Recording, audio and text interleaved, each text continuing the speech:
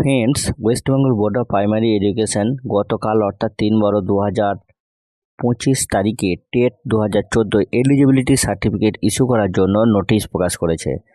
যারা TET 2014 pass করেছেন তারা প্রথমে https://wbpe.wb.gov.in এই ওয়েবসাইট থেকে টেট সার্টিফিকেটের জন্য টেট 2014 এলিজিবিলিটি সার্টিফিকেট এই লিঙ্কে ক্লিক করে অনলাইন অ্যাপ্লিকেশন করে নেবেন। এই লিঙ্ক আপনারা ভিডিও ডিসক্রিপশনেও পেয়ে যাবেন।